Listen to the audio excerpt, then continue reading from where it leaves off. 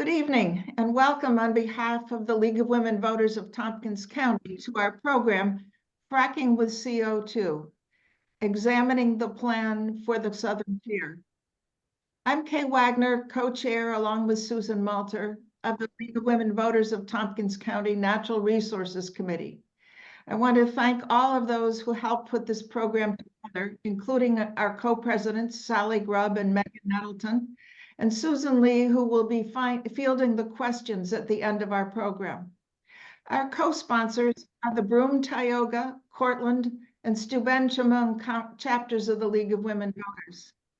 The Campaign for Renewable Energy, Fossil-Free Tompkins, People for a Healthy Environment, and Sustainable Finger Lakes. Before we begin our program, I want to say a few words about the League of Women Voters and our work. The League is a nonprofit organization committed to defending democracy, empower voters, and encourage their informed and active participation in government by bringing them the most up-to-date information available on national, state, and local elections, public policy, and issues of concern. We influence public policy through both education and advocacy. The League never supports or opposes any political party or candidate. This has been our policy for over 100 years. Membership is open to anyone of any gender who is 16 years and older. The League believes that diversity, equity, and inclusion are priorities shaping our future. By actively fostering a culture of inclusion that respects, celebrates, and values difference, we are furthering our mission.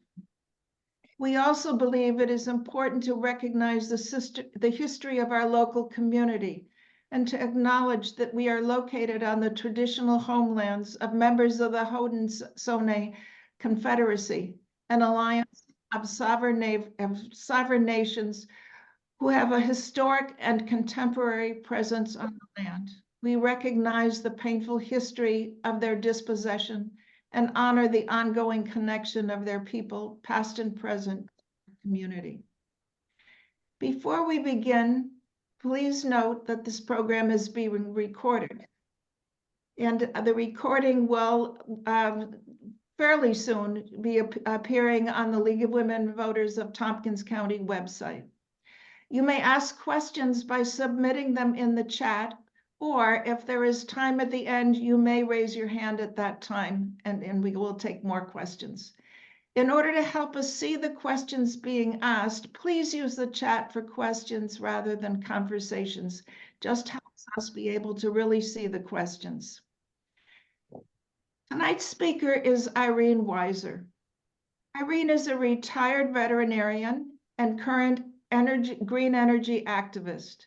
For the past 10 years, she has been the coordinator of Fossil-Free Tompkins, working to affect local and state energy policy to get us off of fossil fuels and bring about the affordable, equitable transition to renewable energy.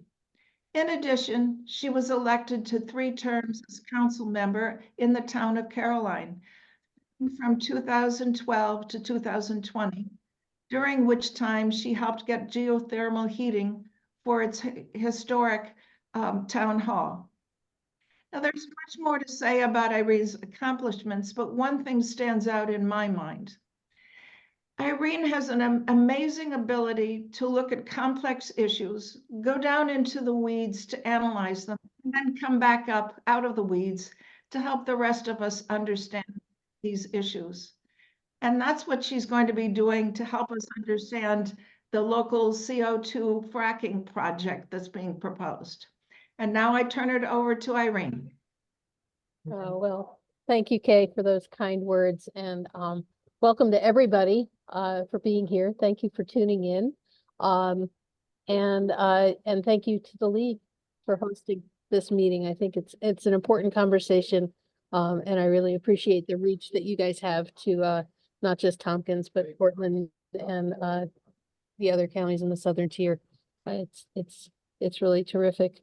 So I'm going to get started sharing my screen. I know that there are still people entering, but there's a lot to talk about, so I'm going to get started.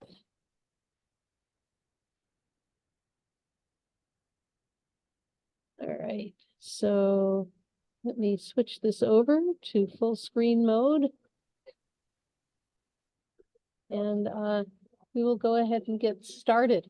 I do just want to ask the hosts right now, every time somebody comes into the waiting room or admit the thing, there's a ding dong. If you could mute that sound, that would be helpful because it's quite distracting while I'm gonna be, so thank you for that. But meanwhile, I'm gonna go ahead and get started. What we're gonna be talking about tonight is the plan that's been proposed for fracking in the southern tier. And this came across our radar back in October, when people in the southern tier, landowners who owned at least 10 acres, were solicited and received an envelope much like this one on the right, soliciting leases for $10 and offering to provide, quote, an environmentally and economically compatible solution for cooperatively capturing and sequestering carbon dioxide while generating clean and reliable energy from the shale gas resources of New York's southern tier. And this was proposed to landowners in Broome, Tioga, and Chemung counties. And the letter, it was a 3-page letter, but this is, the gist of it, was signed by a man named Bryce Phillips from Texas. Although the southern tier CO2, so I also want to just clarify, they've got a very awkward name. The name of their company is Southern Tier CO2 Clean Energy Solutions. But they have on their website shortened it to Southern Tier Solutions, and I will be referring to them either as Southern Tier Solutions or just as STS. And yeah, if you could stop that ding dong, that would really be helpful. Thanks. So while Mr. Phillips is from Texas, they actually did incorporate this company in New York State. So anyhow, our agenda tonight, I'm going to go first off, give an overview of the proposal that they've made, and then start to dig in and answer some questions of why are they here? Why is this being proposed now? And then we'll dig even deeper to look at an analysis of the different components of their plan, assessing the realities of it and the risks. And finally, we'll end with actions that you can take. So overall, where I'm going to go with this is to say that their proposal is an example of the nationwide feeding frenzy for federal tax credits and incentives that are designed to prop up the fossil fuel industry. I will, through our conversation, show that it's a dangerous, destructive, and unsustainable experiment consisting of a grab bag of costly false solutions that will perpetuate reliance on polluting fossil fuels while diverting investment and human resources from the real solutions that we need for our energy transition. So what are they proposing? Their proposal is to capture CO2 from somewheres out of state, it seems, and bring it in to Chemung, Tioga, and Broome County by some combination of rail, pipeline, or truck. And as Mr. Phillips has given presentations in the southern tier, he's made various, proposed various ideas of using the right of way for existing gas pipelines to build CO2 pipelines, or trucking it in from Pennsylvania, or bringing it up by rail from Louisiana. So don't really know quite what the plan is. But in any case, bring CO2 here and then inject it into our shale formations to release methane gas and store the CO2. So essentially, he proposes that the shale formation is a bit like a sponge, and that the methane will come out and that the CO2 will get stored. Then they would burn the methane at power plants that they would build to generate electricity. And these are special kind of power plants that would automatically also capture the CO2. And then they would sell the power to the grid or run something called direct air capture machines to capture CO2 from the air. And we'll talk more about what these direct air capture machines are later in the evening. So anyhow, this is their proposal. And then with the CO2 that they capture, either from the power plant or from direct air capture, they would use that to inject again into the shale to release even more methane gas, store the CO2 that's been produced, and, you know, rinse and repeat ad nauseum. So they've also talked about a hub model. So they're not just proposing, you know, this project, but they're envisioning it as a set of hubs of leasehold areas that are 40 to 60,000 acres. And on those leasehold areas, there would be battery powered or electric powered drilling equipment and electric wells service fleet. So the trucks that provide service to the well would also be electric. That they would store CO2 on the site, and then that they would have a centrally located drilling, injection, and production operations.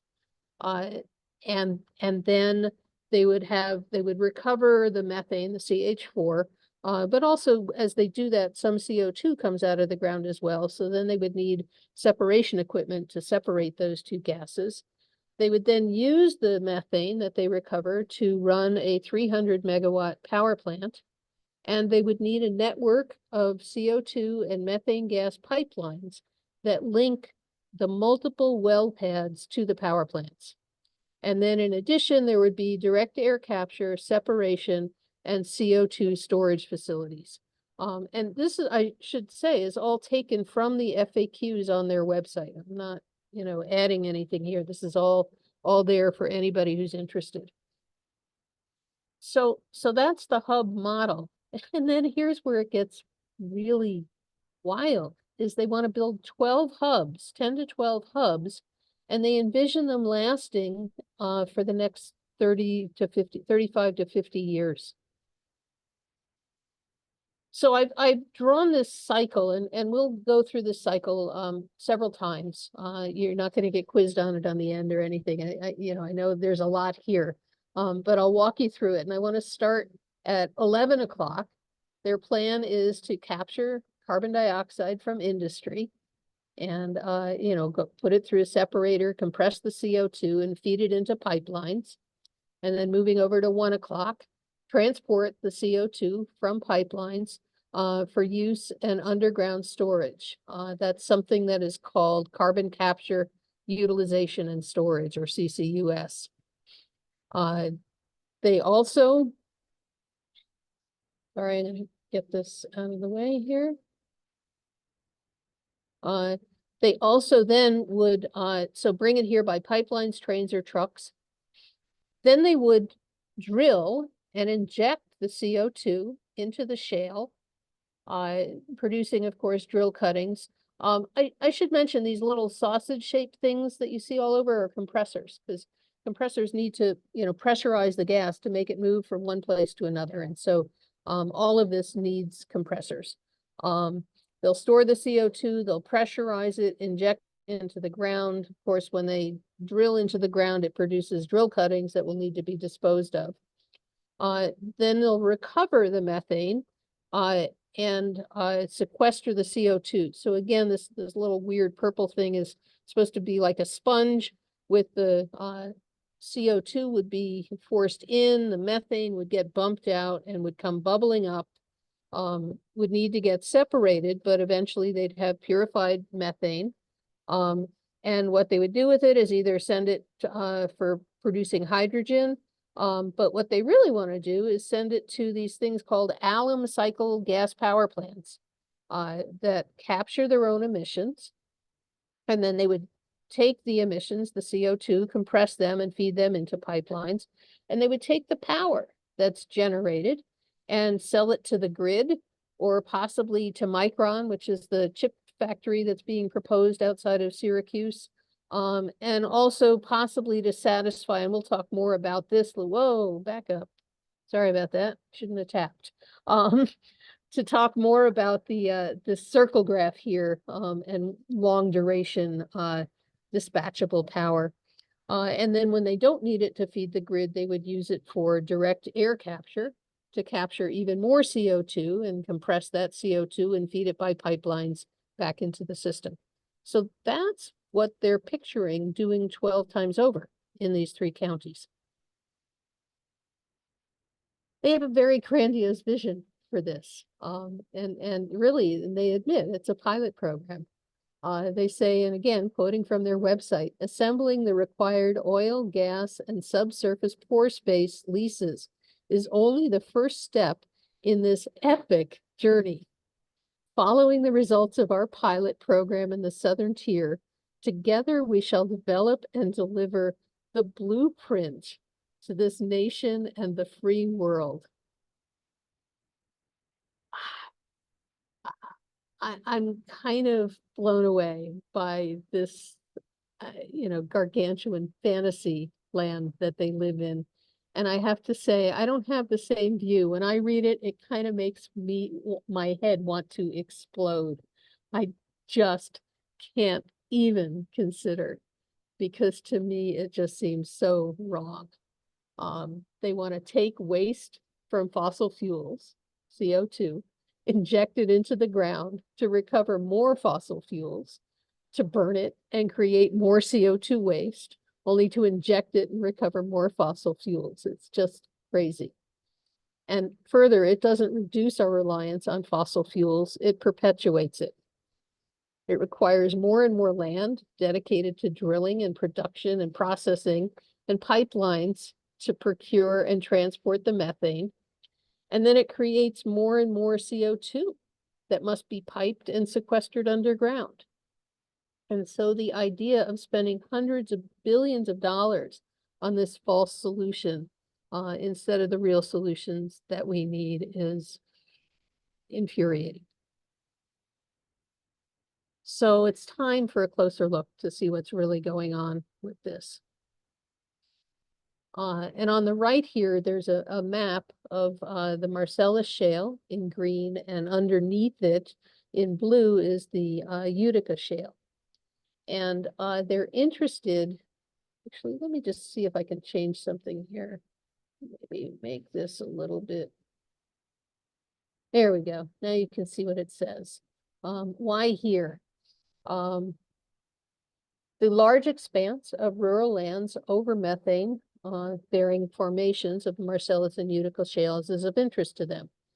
Further, because we haven't been fracked, there are fewer existing well bores and therefore less risk of CO2 leaking out, and also more methane gas left in the ground to be had.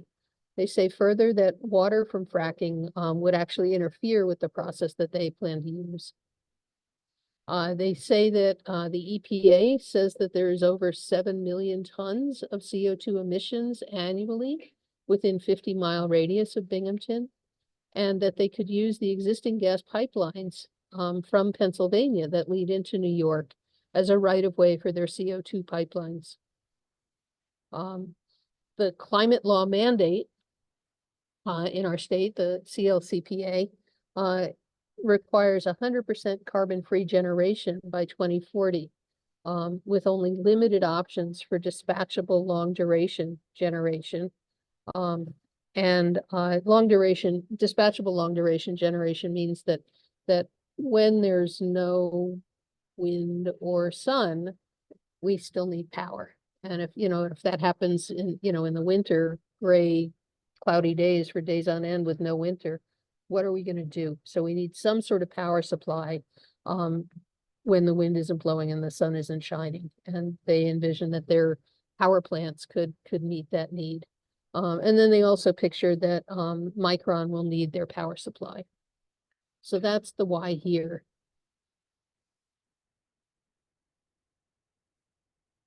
I'm again going to try and close this. Why now? Well, our dollars are hard at work here. The Infrastructure Investment and Jobs Act has created a virtual money fountain for these kinds of projects. And I want to say, well, the Infrastructure Investment and Jobs Act overall is an amazing program that puts $1 trillion to work on infrastructure projects over the next 10 years. And that's everything from building out broadband to fixing our bridges and highways, to, mass transit, doing a lot of really good stuff. But 62 billion of it goes to the Department of Energy. And of that, 12.2 billion will go to support carbon capture and removal infrastructure. And you'll notice here that that it provides money for direct air capture hubs. Notice the word that they've been pointed in using to call their structure, that they want to build hubs, and 3.5 billion for carbon capture pilots. So again, they're fitting the bill there. 2.5 billion for carbon storage and 2.1 billion for carbon management infrastructure.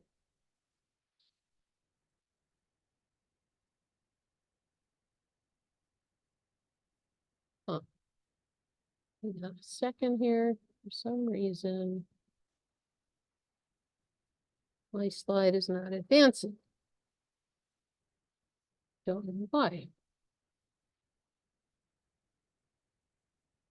Here we go. Sorry about that. So that's only half the story. The other half, but wait, there's more, is the Inflation Reduction Act has incorporated something known as the 45Q tax credits. And these were in existence, these tax credits were in existence since 2008 under Bush, to provide some money per ton of CO2 that was captured. So CCS is capture and storage, CCUS is captured and utilized and stored. And DAC stands for direct air capture. So under Bush is where this was first started. But these programs were very expensive and were not widely adopted. Under Trump, he expanded the amount of tax credit for the carbon that was captured or utilized. And importantly, he made sure that there was no spending cap on the tax credits awarded, so that companies, no matter how much how many companies were interested in participating, that they could all get tax credits. And under Biden, mostly I think under the influence of Manchin, these credits, the value, the price for these tax credits went up significantly more, $85 for a ton that gets stored, 60 for a ton of carbon dioxide that gets utilized and stored. And if you use direct air capture, $180 per ton to capture and store it, and $130 per ton to capture it and utilize it. The requirements are that you begin construction by 2033. You get 12 years of tax credits. If your tax liability, the tax credits exceed your tax liability, they'll pay you the rest. And it's thought that the new clean air standards are going to encourage power plants to start capturing their CO2. And so they wanted to incentivize that. So now going back to this cycle, we can see that there's a lot of money involved in all of these phases. So again, starting at 11 o'clock, we have both the Infrastructure and Job Acts and the 45Q tax credits helping for the carbon capture from industry.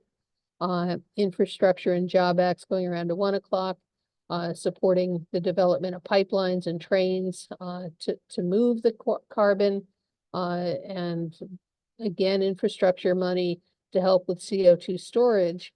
Now here's this dollar bag is to symbolize the carbon credits that they will be able to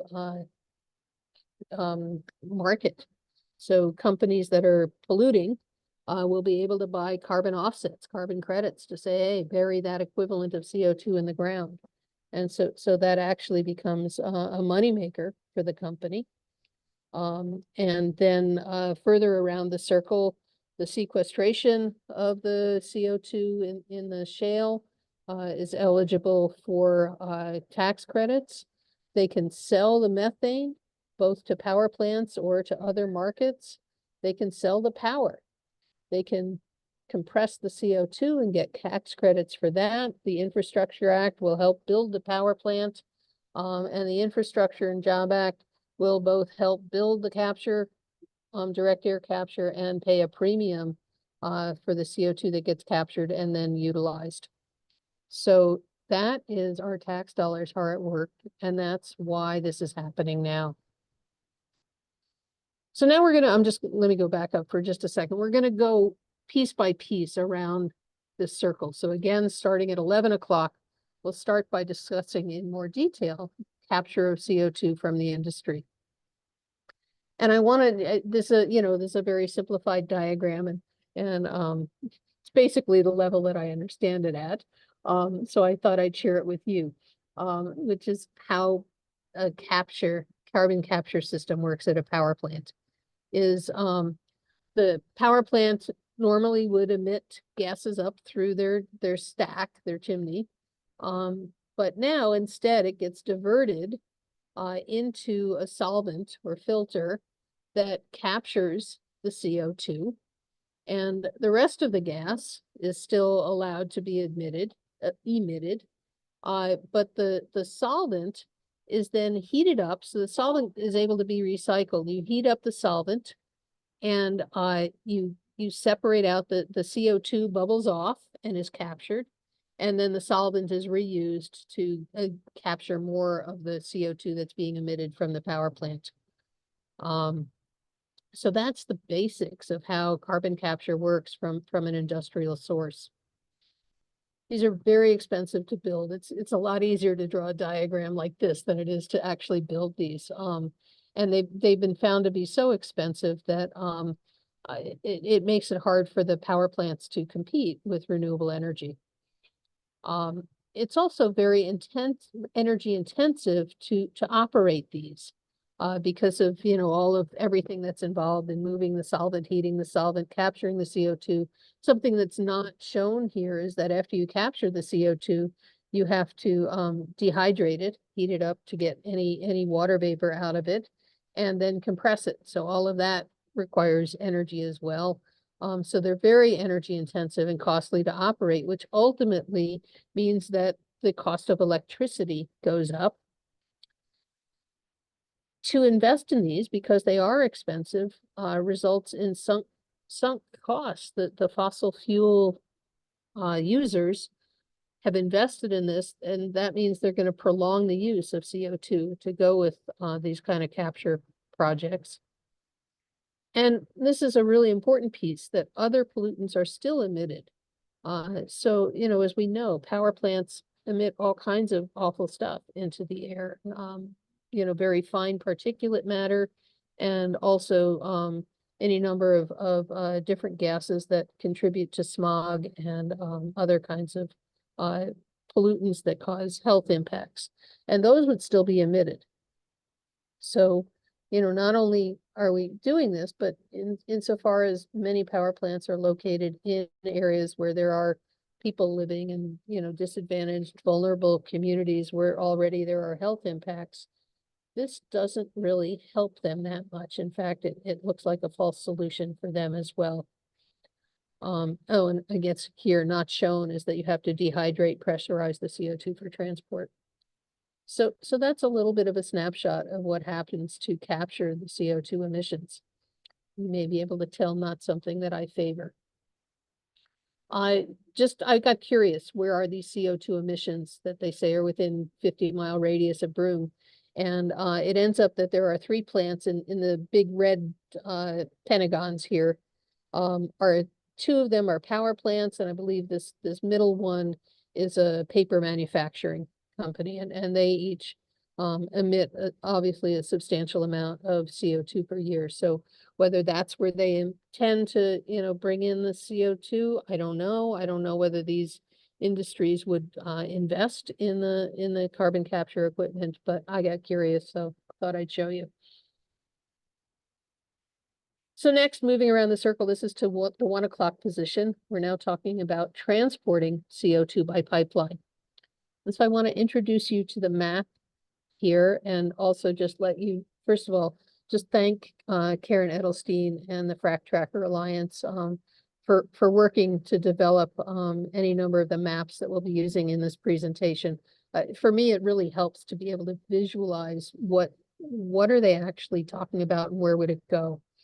So I want to just let you know the orange parts of these maps are designated by New York State as disadvantaged communities, already being impacted by pollution and other problems that contribute to them being a vulnerable community. The crosshatched areas are an EPA designation for environmental justice communities.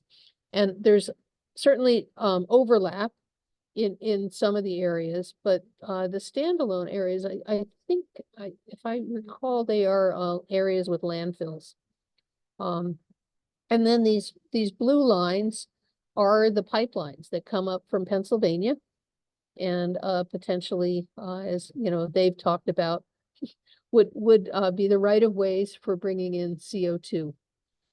So it's a little uncomfortable to me seeing these maps and seeing the population centers and disadvantaged areas that would be impacted by putting in new carbon dioxide pipes. And you'll see in a minute why it disturbs me so much. I mentioned before that we have to dehydrate the CO2 before putting it into the pipes. And that's because CO2 plus water forms something called carbonic acid, which is in technical scientific terms known as a weak acid, but apparently it's actually very corrosive to carbon steel, and which is what the pipes are made of. And actually they do now make chrome lined pipes to help prevent the corrosion from CO2. But right now there's no standards to monitor or control the water content in the CO2 that's being put into pipelines. This next thing I took as a direct quote from a paper that I read because I just thought this description was so jarring. CO2 pipelines are susceptible to zipper-like fractures running down a significant length of pipe, releasing immense amounts of CO2, hurling large sections of pipe, expelling shrapnel, and generating enormous craters. So I do just want to clarify, because I've heard some people say, you know, that these pipelines explode. They're not like gas or not like methane gas. They don't explode. They're not flammable. In fact, you may remember that the fire extinguishers often are filled with CO2 because, and this leads into the next, that CO2 is an asphyxiant that's heavier than air. It displaces the oxygen, can travel large distances at lethal concentrations from pipeline rupture. And importantly, it not only is lethal to people that get in its path, but if emergency vehicles try to go help them, if they're internal combustion engines that require oxygen for the combustion, they won't work either. So on the next slide, I'm going to show you a short video clip of a situation that happened in Satarsha, Mississippi, where there was a CO2 pipeline that did rupture. I want to clarify, though, that this video clip that I'm about to show you, the video of the pipe rupture is actually a controlled experiment that was done in the UK some years ago. But interspersed with the images of the pipeline rupture is an interview with a gentleman who was caught in the cloud of CO2 that overtook Satarsha, Mississippi. And they were very lucky there. It's a sparsely populated rural area. 45 people were hospitalized, and many of them remained sick because the CO2 that they inhaled, remember your lungs are kind of moist too, was sufficient to cause carbonic acid formation that scarred their lungs. So very, very, very dangerous, horrifying stuff. And here's the video for you to watch on that.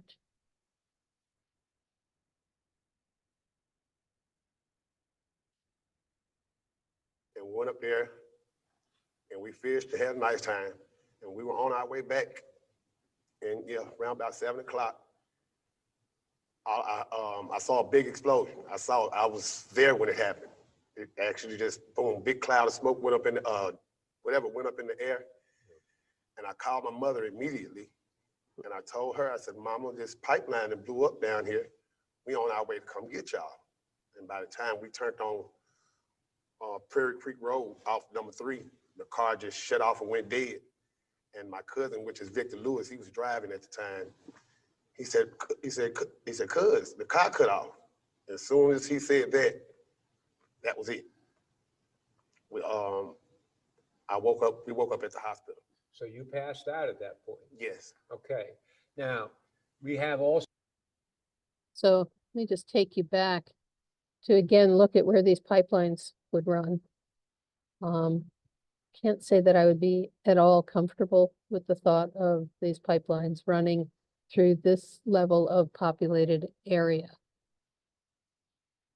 So another option was to transport the CO2 by rail. So I looked to see where the rail lines are. And again, on this map, and thanks to Frack Tracker Alliance for this, these pink lines represent the rail lines through these 3 counties. And you can see even more so than the pipes, the rail lines go through very populous areas. And, you know, we can still remember the derailment in Ohio from not too long ago and the nightmare that happened there. Just picture if these rail cars filled with CO2 happen to derail. In 2020, so I looked to see, you know, well, what are these rail car looks like and are they regulated? And so the Federal Railroad Association report from 2020 said that there really weren't very many cars. There were only about 1,300 of them. And they said that the current fleet is captive, meaning that they're already, you know, employed and being used by whatever industries, you know, are transporting CO2. That new cars back then cost $200,000 to $225,000 per rail car. So, you know, that gave me a little bit of hope that maybe they're not going to be transporting by rail anytime soon. But then I saw this announcement that the DOE, again, through the Infrastructure Act, has announced $27 million for carbon dioxide transport networks to manage CO2 emissions. And that was just from September of 23. So now moving further around our circle, this is, I guess, at about 3 o'clock, I think it is, to talk about, you know, what we know of as, you know, kind of the guts of this, the drilling and injecting CO2, recovering methane and storing CO2. So on the STS website, they tell us that it's not being done here, that this is something that's being done in China. So I will confess that this picture, while I believe is close to accurate, may not actually depict what they're thinking of, but it's the best that I could find that seemed to be talking about the right thing. And so what we have here is the power plant and the in the red dots, the CO2 that's been captured from it. They don't show all the pipelines and drilling to inject, but so first off, there would be drilling actually done according to their website, very much the same as hydraulic fracturing. They would drill a vertical well, they would turn the corner and drill horizontally, and using water to do all of that and getting, you know, whatever drill cuttings and you know, bits of pollutants back from that would need to be disposed. And then they would pressurize the CO2 and inject it. And the theory is that the CO2 would then not fracture the rock in the way that very high pressure, but when they were doing the hydrofracking that we know about, used like 10,000 or more PSI to really blast the rock, and sometimes explosives were injected underground as well to really fracture up the rock and liberate the gas. This method is a slower percolating kind of method where they say that the CO2 would dissolve. There's little little areas with calcite formation, and that the CO2 would dissolve the calcite and create sort of natural fissures that would over time allow the methane to escape, and that the CO2 would have an affinity for adhering to the shale rock and be sequestered. One of the things that I notice is different from how we've typically thought of and seen fracking done, or hydraulic fracturing, is that there's an injection well on the left, and then on the right, you'll notice there's a production well. So they inject from one side and then suck the gas out on the other side. This diagram isn't entirely accurate because it's not just the methane production, but some of the CO2 would bubble up as well. And so I put this little beaker to show that it would have to be separated. On their website, on the STS website, they do say that it's possible that they would need to do multiple injections of CO2 over time, and possibly even advance the drilling over time. I imagine that what they're looking to do is a radial formation where there's one injection well and then a lot of spokes, if you will, coming out from the injection well of different horizontals, different laterals to inject the CO2 into, and then different production wells to recover the methane that percolates up. So there's a curious aspect to me about this diagram, especially with the scenario that I just described to you, which is that it's important to have a cap rock, a rock that doesn't have a lot of holes in it, to keep everything locked in. And so it occurs to me that if they're going to do, this is part of why they wanted to come here, right? Is because there weren't a lot of well bores because we haven't been fracked. But now what they're talking about doing is drilling many wells. And it's not just one well, because there's all these production wells that are going to be drilled as well. So, I have to question at what point is a cap rock no longer, a good cap rock because it has too many holes in it. But so anyhow, they're talking about injecting CO2 without water or chemicals or proppants like sand that we know of from fracking that we're familiar with, and that this is only being done in China. So the research that I've looked at on this shows that it is still very new, and they're still doing a lot of modeling, not even in the ground stuff, but actually just, lab bench kind of modeling. And I guess some experiments, some test wells, to evaluate the effect of the temperature that the CO2 is when they inject it, the pressure that it is, the rate of injection, the position of the injection and production well within the formation, and how any of these variables affect CO2 storage and methane recovery. And what's interesting is that different things help CO2 storage than things that help methane recovery. So to get good methane recovery, you're not necessarily going to get good CO2 storage. So they have to figure out what they're trying to do here. And I can't help, again, back to the whole production well and puncturing holes through the cap rock, I can't help but remember Tony and Graffia's words to us that all wells leak eventually. And he and some colleagues did research on this and found that with the high volume hydraulic fracturing in Pennsylvania, that 7% of the wells leaked immediately. And the leaks were around the well casing because the cement didn't fill quite properly or whatever.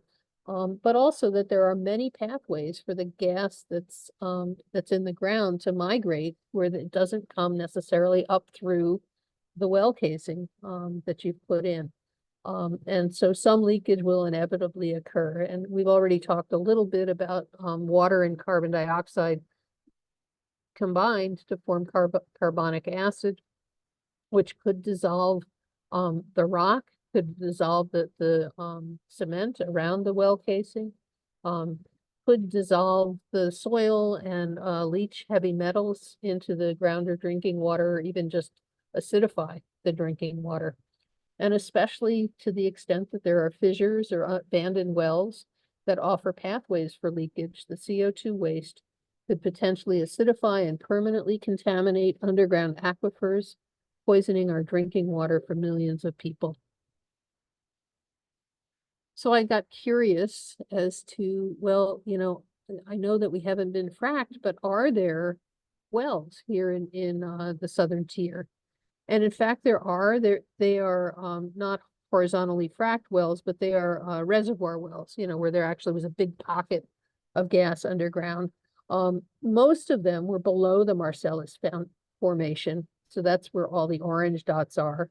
The red dots are a few wells within the Marcellus formation, and the brown dots are above. In contrast, take a look below in Pennsylvania at all the dots that are there.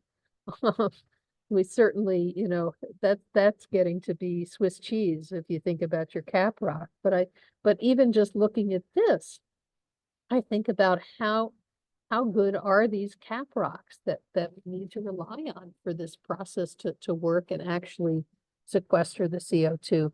And it's just not clear that we would have good cap rocks, even with the existing wells that go through the Marcellus. So there's already paths to you know, from the Marcellus up to the surface.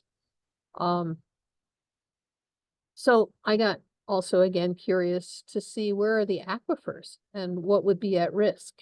And, you know, once again, you can see a lot of it is in populous areas, sensitive areas, and even, you know, the populous areas probably have municipal water supplies. Once you get to the more rural areas, they're reliant on wells. And so really their aquifer contamination would be even more of a risk.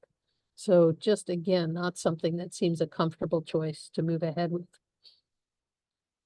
So with that, I want to just shift gears and compare fracking as we knew it versus what's being proposed by Southern Tier Solutions. Because the method is different, but I'm going to show in subsequent tables that the outcomes, I think, are expected to be very much the same. So it's the same. They would drill vertically and then horizontally. On the one hand, they would inject millions of gallons of water, explosive chemicals, lubricants, and proppants. And here they propose, again, it's experimental, to inject only CO2. High pressure to do fracking, lower pressures here, with likely no rock fracturing, that the CO2 would follow natural cracks and fissures. That in conventional fracking, rapid initial gas recovery that tapers off quickly, and multiple fracks or refracts are common. With this, a slower, steady outflow of methane, possibly constant or repeat injections of CO2. Recover gas from the injection site, and here they would recover through a separate production well. The fracking that we fought off years ago is at this point a well-established technique. It wasn't back when we fought, but now this is experimental and only being done in China. But nonetheless, we know enough. Let me move this again.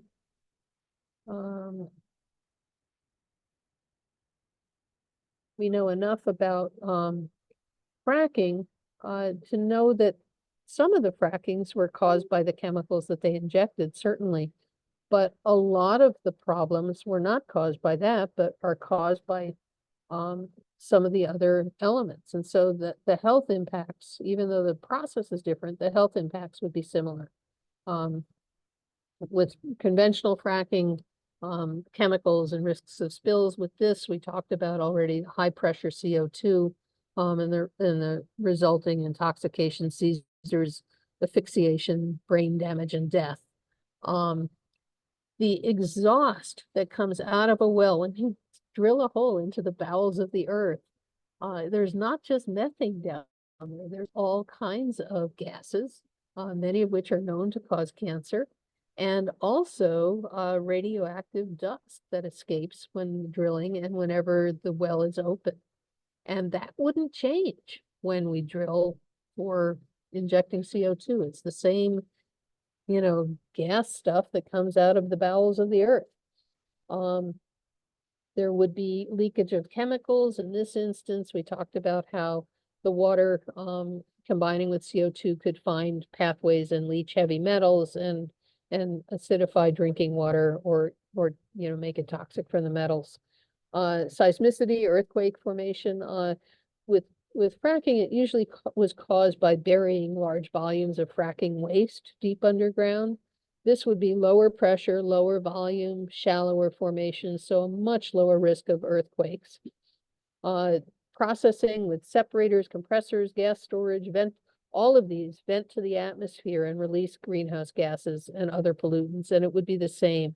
And it's especially important that we, you know, think about the fact that most of the increase in greenhouse gas from methane happens at the well pads and through all of these separators and compressors because they have to vent as part of how they operate to regulate the pressures and to operate safely.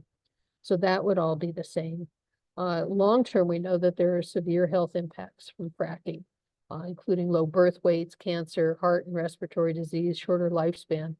And we obviously just don't know from CO2 injection, but hopefully we'll never find out.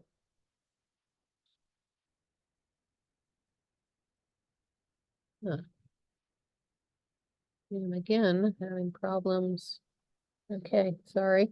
The environmental impacts are the same. The greenhouse gas emissions at the wellhead from drilling, processing, transport, venting would all be the same.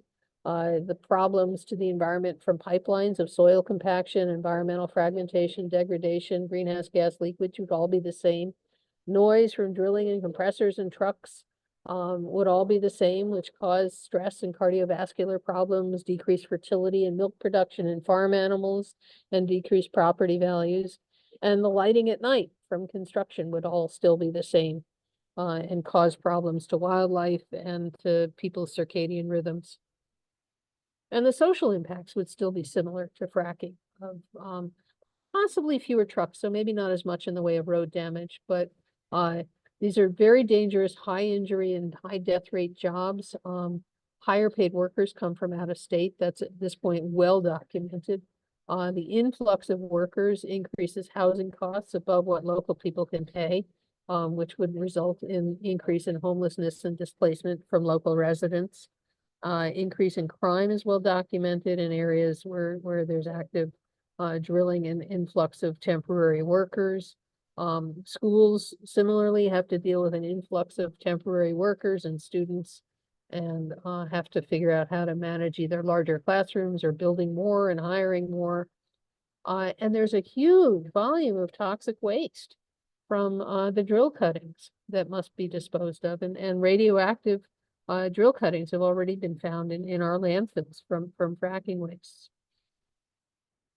So shifting gears now, I want to look at the characteristics of the Marcellus Shale because this gets into the viability of whether this project could even fly. You may recall some work on this from years ago, but what we learned is that the Marcellus Shale is shallower the further west you go and north, and it gets deeper to the south and east. And I just want to point out this 4,000-foot band because we'll see that in some subsequent slides. So notice about halfway up Tioga County and just the lower portion of Chemung and, you know, 2/3 of Broome County is in this 4,000-foot area, a little bit in 5,000. It also goes from a thin formation, a thin pancake, to a thicker layer as you move from west to east. So it gets deeper and thicker to the east. So you might think, well, if it's deeper and thicker, there's probably more gas, right? If it's thicker rock, there's probably more, and deeper down, probably it didn't bake off and evaporate as much. And in fact, that's exactly what Jerry Acton found years ago when he analyzed the production from the wells in Pennsylvania. And this shows the initial production, which again, remember with conventional fracking, there's a high amount of stuff initially that tapers off. And what they found is that the deeper the wells were, the more production they had. And so you can see this green area is the sweet spot. It's deeper and they had high production level. When you get out into this band of 4,000, which, you know, is found in Pennsylvania as well, it was found to be low or very, very low production in those areas. And there really wasn't much drilling that happened there as a result. Similarly, looking at the shale thickness, again, they found that as the shale is thicker, there is where you hit the sweet spot. And so again, looking at within our 3 counties here, you know, it just not expected to recover as much gas as maybe the STS company is anticipating. Which makes me wonder, is this a bait and switch? Maybe they're really not interested in recovering the methane, but rather they're interested in the CO2 and you know, getting all the tax credits and selling the carbon offset credits to companies that are looking for that. Then I can't answer this question, is why if they're not going to be able to recover a lot of methane, why do they have this whole conversation going on? And we'll get into this now in detail, starting at 6 o'clock about the power plant and all of these emission-free generation and direct air capture. Seems like that's not going to work if they can't get the gas. But nonetheless, it's part of their vision, so I thought it was worth looking at to learn what that is. So the alum cycle power plant is a new kind of power plant. Once again, looking at new stuff. And it's a little bit interesting. It burns methane plus pure oxygen instead of ambient air, which means that it only produces CO2 and water from the combustion and not some of the other smog causing, you know, nitric oxide gases and such. And then it captures the CO2. So in the STS proposal, they call this a zero emission power plant, but it isn't zero emission. It is making emissions. It's just capturing them. So I would say that it's a net zero emission plant.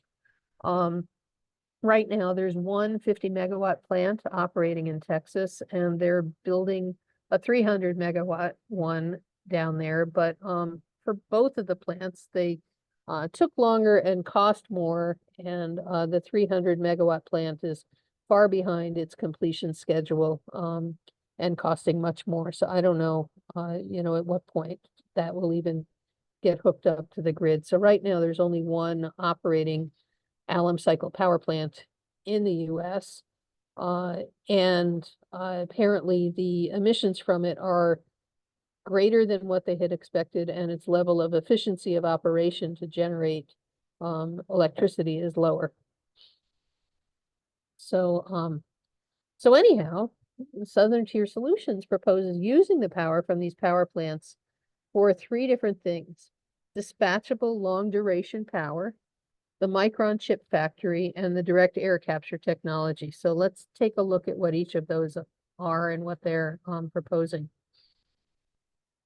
So I am once again going to try and close this. I don't know why it doesn't stay closed. So dispatchable energy needs. I mentioned what these were, but I want to talk about it a bit more. It's for the long duration times, 4 to 7 days or more, when the sun isn't shining and the wind isn't blowing, but we still need power. This circled pie chart on the right is a graph from our grid operator, the New York Independent System Operator, as to how they envision us meeting our renewable energy goals. So by 2040, we're supposed to have a zero emission, 100% zero emission electricity by 2040. So if you follow the outer circle of green on the right here, they're saying 62% will be from intermittent renewables. And what that consists of is 33% from land-based wind, 20% from offshore wind, 2% from rooftop solar, and 7% from large-scale solar. Then they anticipate that we'll have 23% met by baseload or constant supply sources. And those include hydro for 7%, nuclear for 9%, and imports from Canada for 7%. Then we do have some energy storage, right? But the thing with the energy storage of today is the batteries, when they're used to feed into the grid, the energy that they can provide only lasts about 4 hours, 4 to 6 hours. So it's really not enough for 4 to 7 days when we don't have sun. So there is a question of what do we do for dispatchable emission-free resources, the power when the sun isn't out, when the wind isn't blowing, that's going to last a long time, that we can turn on and off as we need it, and that doesn't have emissions. So what are we going to do? So there are some very interesting technologies on the horizon for this, and I just want to point out that we don't have to have the answer tomorrow. We're nowhere near having this level of renewable energy yet. Hopefully we'll get there. But we need this as we approach 2040. We don't need it tomorrow. And there are, as I said, promising technologies on the horizon. But our climate law is specific and says that we need 100% zero emission, not net zero, but zero emission electric system by 2040, except as may be needed to maintain system reliability. In other words, we got to make sure we keep the lights on first and foremost. And so the Public Service Commission, in case 15E0302 for anybody who's interested, is actually looking at the merits, or whether for this DFR, for the dispatchable emissions-free resources, whether they would allow net zero or whether it has to be truly zero emissions. So that's something that's being discussed and decided upon, hopefully by this early, late spring, early summer at the Public Service Commission. But meanwhile, I do want to point out sorry, you guys, there's something fishy going on here. Ay, ay, ay, ay, ay. That's not what I wanted to do. Get back to the Zoom.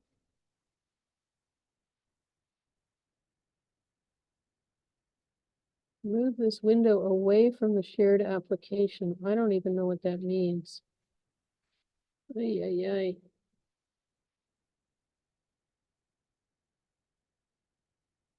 There we go. Sorry. Back to where we were. So what I was trying to do is there we go, to get up this last sentence, that the electric generation is not eligible according to our climate law. Electric generation is not eligible for carbon offsets or carbon capture and storage. So again, their plan for this alum cycle power plant, I think, even if they could get enough gas, I don't think it would work. As to providing power to Micron, I looked up the term sheet, the contract that the state has with Micron. And in fact, in section 14 of sustainability requirements, they are required to use 100% renewable energy for electricity by 2025, and to maintain that 100% renewable energy for electric supply for the duration of the term of the contract. And that they need to prioritize buying in-state sources of renewable energy. So again, I don't think this alum cycle power plant that they're envisioning is gonna work for this situation either. So last, I want to talk about direct air capture. Some of you maybe recognize that we've seen this diagram before. This is how they captured emissions from power plants. That the power plant, emitted the flue gas, it went through the solvent, yada, yada, captured the CO2. Well, direct air capture works exactly the same way, except what it does is it uses giant fans to blow through ambient air and blow it over the filter or solvent, and then same process of heating the solvent, separate the CO2, filter out all the other impurities, evaporate the water, condense it, pressurize it, and put it into a pipe. But the thing that is just so crazy about direct air capture is that the concentration of CO2 in the ambient air is 0.04%. So the amount of air that you have to blow through to capture a reasonable amount of CO2 is astronomical, especially as compared to going to the point sources of the pollution, of the industrial sources, of the power plants, the paper manufacturers, whatever they are. I mean, why would we do something like this? And in fact, there are a few direct air capture power plants, or not power plants, direct air capture plants in operation right now. They draw electricity from the grid, and actually the power that is producing the electricity produces more CO2 than they are able to capture. So it's just an absolutely ludicrous technology, to say nothing of the fact that these fans are incredibly noisy. They're very similar actually to the kind of fans that we now see happening with crypto mining, where the facilities need to be cooled by giant fans that are operating 24/7. And the people who live near those say it's like living where there is a jet engine just firing 24/7. They can't escape the noise. So anyhow, that's direct air capture, and that's our tax dollars hard at work. $3.5 billion out of the Infrastructure and Job Act to build direct air capture, and a whole lot of money per ton of CO2 captured for tax credits. So I just wanted to, and actually I should thank Jerry Acton for this map, to just imagine for a second, what if they really did build these 12 power plants? What would it look like, and how would it work? And so on this map, I want to first just orient you. The greenish line here is the pipelines from Pennsylvania, and where they would be able to tap in to either get gas or provide gas, to the system from harvesting the gas here. And then the yellow lines are the electric power lines. And those are either 300 megawatts and 400 megawatts is their carrying capacity. So what would it look like if we actually put power plants in these areas near this infrastructure? It would be 5 power plants in Broome County, taking up 250,000 acres, and 55% of the land. It would take up another 60% in Tioga County and 57% in Chemung. So of the roughly 1 million acres available in these 3 counties, almost 60% would be filled up by power plants and drilling operations and separators and CO2 storage and pipelines and craziness. It would be a fully industrialized southern tier. And this doesn't even take into account the more populous areas. So again, the orange is the disadvantaged communities, the hatches are the environmental justice areas, the red areas are cities or villages. And we've just decided, a little bit arbitrarily, but what if we put a 3-mile buffer around them? Doesn't seem unreasonable, given that the radioactive dust and other pollutants from the well sites and the noise can travel quite far. And so once you put any kind of protection around the more populous areas, there really isn't much area left to drill. As well, there shouldn't be. So they call it Southern Tier Solutions. I prefer to call it the Southern Tier Experiment. From their own website, they say that their fracking without water is still new and only being done in China. That CO2 is not currently cost competitive alternative to fresh water for gas drilling, not to mention that an existing CO2 supply from industrial sources to direct air capture is nearly non-existent. as is the transport and storage infrastructure. And at present, there's not a single plant operating in the US that both captures and disposes of their carbon emissions. They anticipate being among the first. The alum cycle plant, as we talked about, is new and still under construction.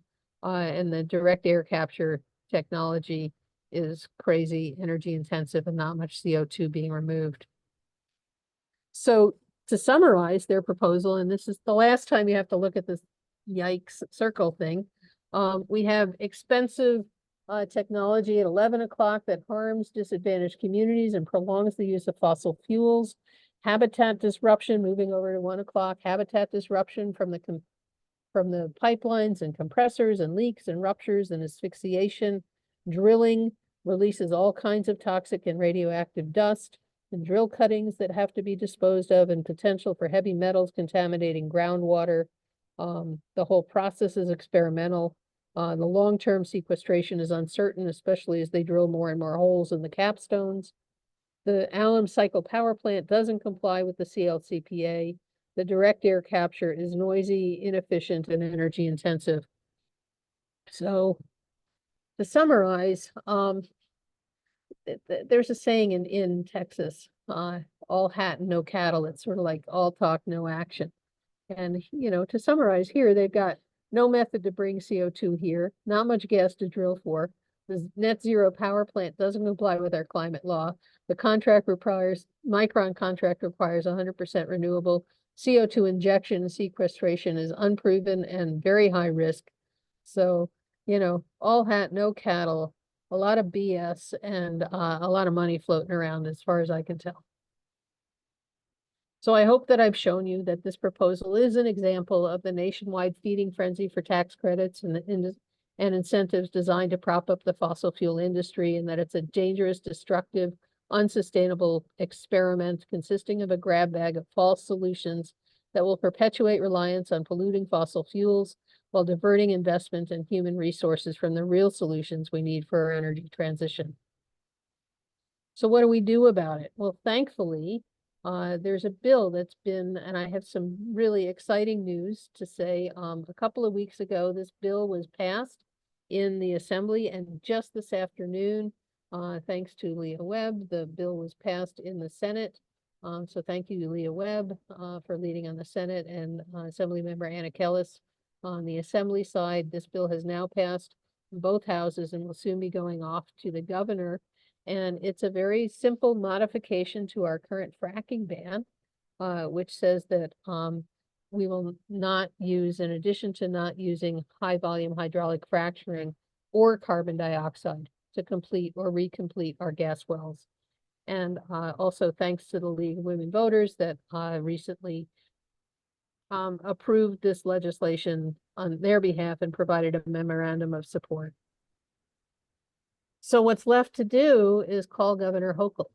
And I want to take a minute for you to all jot down this phone number, because we really, really, really need her to act quickly and get this passed. I know she's in the middle of budget negotiations, but you know, both the Senate and the Assembly moved this incredibly quickly because it's just that important, and that much common sense. And we hope that the governor feels the same and will sign this bill into law ASAP. So please, everyone, please take down this number, call the governor, and ask her to ban CO2 fracking now. So with that, I want to thank you all for your attention. I apologize for the bit of technical glitches, and I look forward to your questions. So thank you all so much.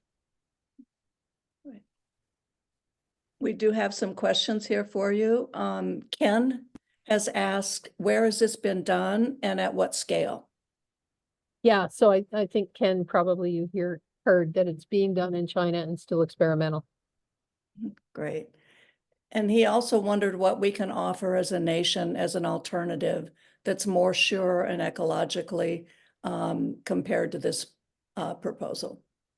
Well, I think we need to get off fossil fuels, wind, solar, storage, and these newer forms of storage that are starting to be built to scale.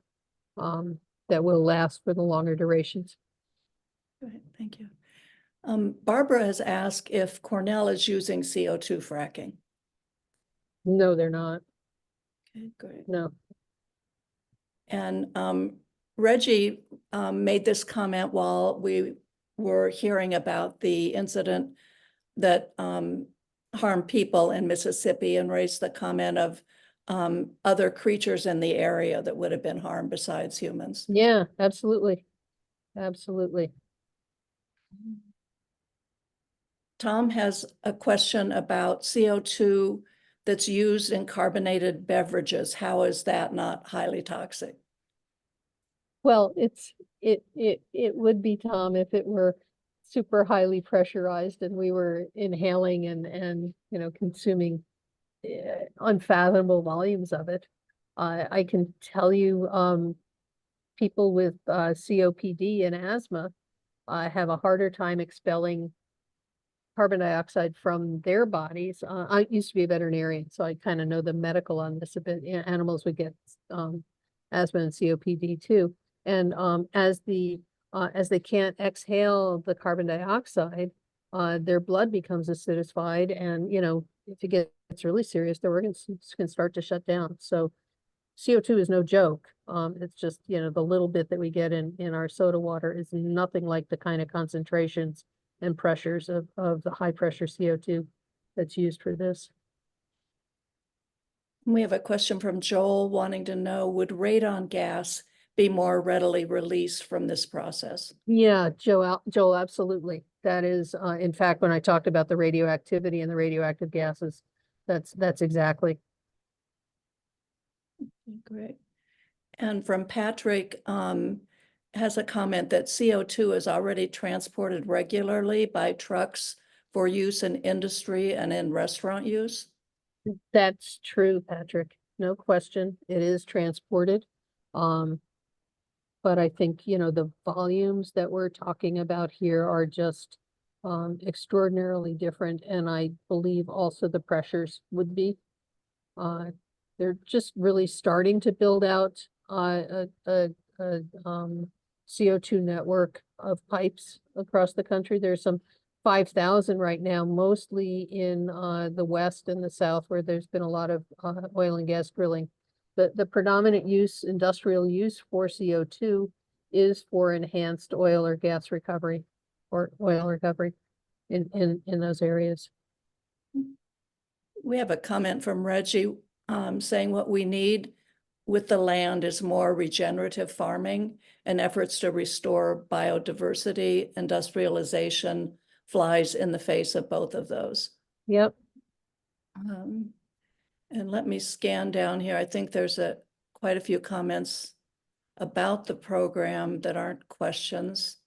Why, if you're going to use all this land, and this question is coming from Ruth, why not fill it with solar collectors? How would that compete on a net basis with this technology in terms of carbon-free production of electricity? I think, Ruth, that, solar and wind is the future that we're moving towards. I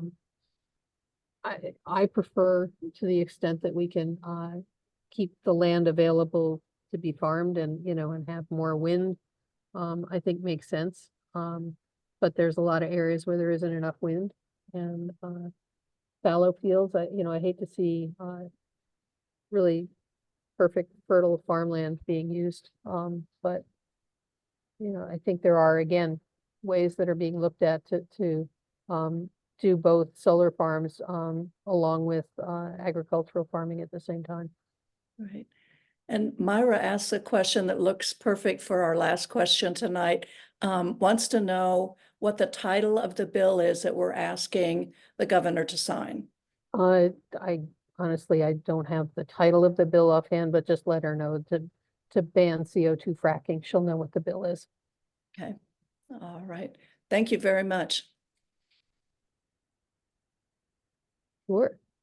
And I see that the title of the bill can be found on the League of Women Voters Tompkins County website at lwvtompkins.org.